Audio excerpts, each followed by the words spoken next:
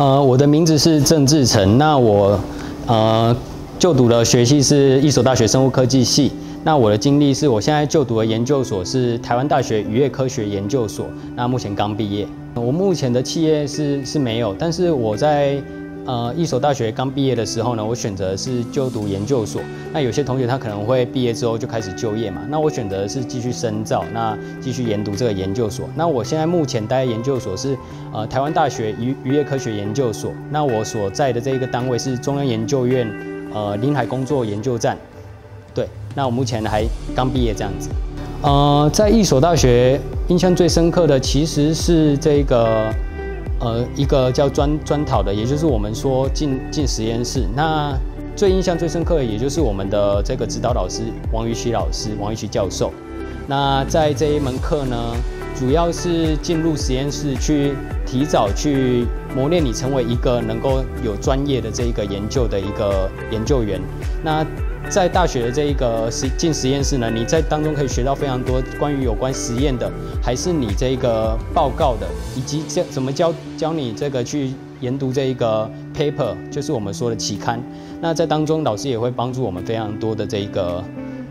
有很多的这个帮助。那学长学姐的经验也都会传授给我们，所以我觉得进入实验室对我来说是一个印象最深刻的一件事情。在就业的话，这边是没有，所以我就是对于推甄上研究所，我是使用推甄的。那我推甄上研究所最有帮助的，其实我觉得还是进入实验室这一个环节。那因为进入实验室主要是比较像是你在研究所之前呢，你会先进到一个实验室，先去模拟以后在研究所之间的生活。那一所大学生物科技系呢，我们有一些同学会去实习，那我选择进入了这个实验室呢，就是去模拟未来在研究所当中的一个生活。那我先在这一个大学期间，先在这间实验室run 过这一个环节之后，我就会更加的熟悉。所以在进入实验室，我觉得对于往后你推甄上研究所，或是你之后继续深造的话，是非常有帮助的。因为在生物科技领域的话，你会面对到很多大大小小的一个之后可能会做很多的实验。那你提前进入这个实验室去适应这个生活，具有这个实验室的一个经验，对未来的这个研究所的帮助，我觉得非常的大。最难忘的事情的话，因为在大学期间，我觉得基本上不是说我今天就是死读书而已。我觉得你在大学还有很多的活动，以及这一个学校举办的一些活动等等，都可以让你这个去参与。那像令我最印象深刻的，其实是学校之前举办了一个新南向政策，那他是去这个越南去见习。那学校给了这一个很好的一个机会，让我们去不同的国家。那像是我这一次去越南的胡志明市，去参访许多的这一个台商企业。那去的时间为2周呢，有1周是这个当地的语言的学习，以及当地的这一个文化的一个体验。那在另外1周的话是分享带我们去看许多的台商，去看他说现在的企业是怎么样去运作的。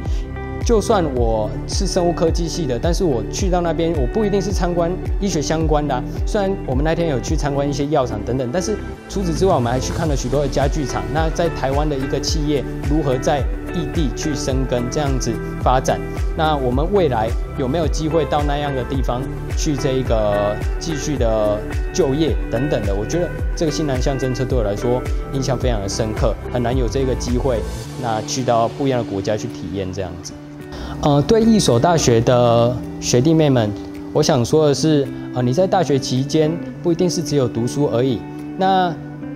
但是读书对你们来说也是一个非常重要的环节，因为你要先把书读好，你才有资格去跟人家去玩乐嘛。那我们所说的，你要么就100分的努力去读书，那要么就是100分的去努力去玩。你不要说2个都做不好。那在这边的话，主要是跟学弟妹说，在读书之余，你同时可以去发展你的兴趣或者是说你可以去发现说你哪一些部分是你觉得你擅长的，你的特长，那哪一方面是你的弱点？你在大学4年，我相信你有非常多的时间可以去发现说你的专长以及你的弱点。那从你的专长去发挥，从你的弱点去避免。那在这方面的话，你在未来的这个就业，相信会顺遂了许多这样子。